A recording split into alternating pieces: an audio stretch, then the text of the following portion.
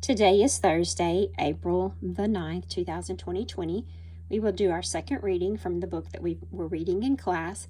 I do have permission from Scholastic to share this book with you. So let's get started.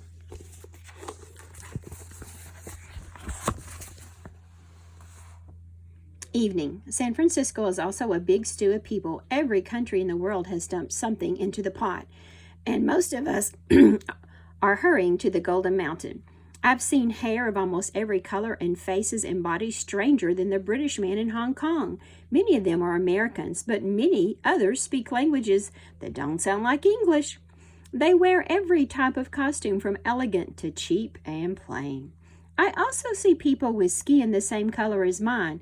However, when I try to greet them, they don't understand me. I don't think they're speaking English either.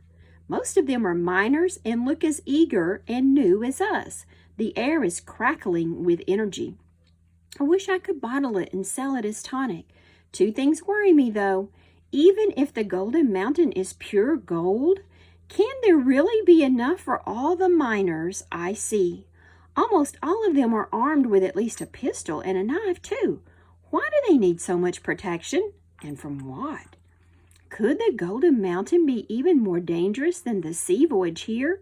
I don't see how, and yet the others want to turn off the light so that they can sleep. Another wonder, the light is inside glass. The Americans call it kerosene. I don't see how they can sleep. I know I won't. Another big meal. It was rice and porridge and fried crullers like at home, but the porridge had big chunks of pork and preserved eggs. I have never eaten so well. Blessing would definitely have liked this part of the trip. The Chinese live in an area on a steep hill of San Francisco. The clerk was careful to tell us the Chinese and American names in case we get lost. In Chinese, it's the Street of the People of Tang.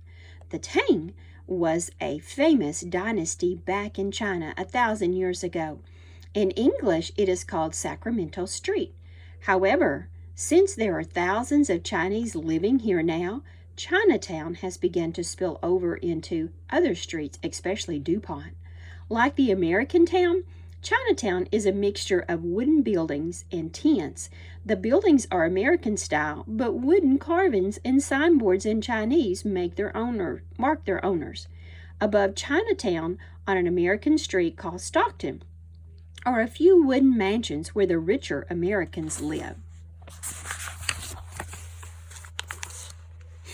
One group is luckier than some of the Chinese who have to stay in tents. We're inside the headquarters itself. The smells make me feel right at home. Altar incense mixes with the smell of cooking. We are crowded into a room on the second floor. Though we were packed side to side, it seems spacious after the Excalibur. Later.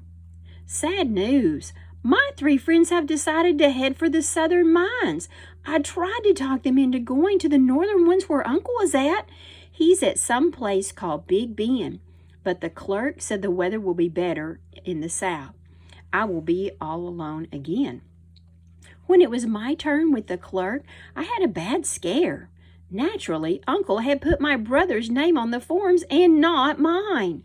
That seemed to exasperate the clerk.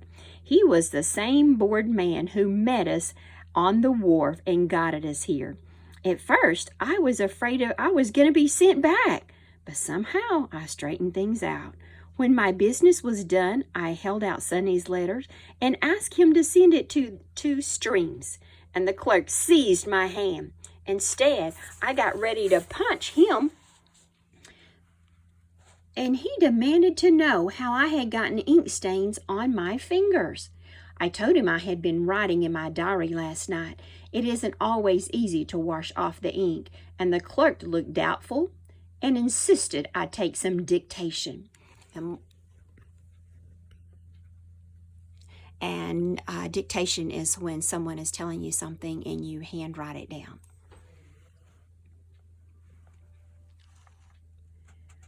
My parents have taught me not to show off.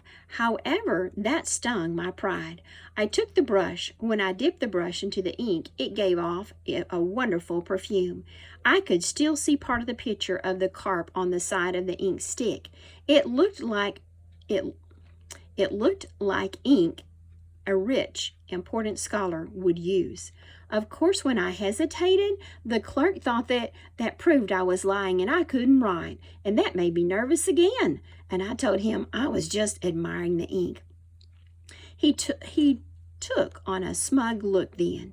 In Chinatown, he got only the best. He was glad to see I could appreciate it.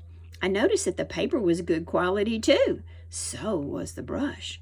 I asked him what he wanted me to write, and he dictated a simple letter with basic words. It was easier than my teacher's test at home, which had been hard, complicated words from the classics. The clerk beamed when he looked at the dictation. I don't know why. My writing is clear and legible, but hardly elegant. And we'll stop there. And I will get the video uploaded for you. I'll put it on YouTube and then put the link into Google Classroom. I hope all of you are getting your assignments done. Be sure to go to Google Classroom and look for those links. And I'll do another reading later. Thanks.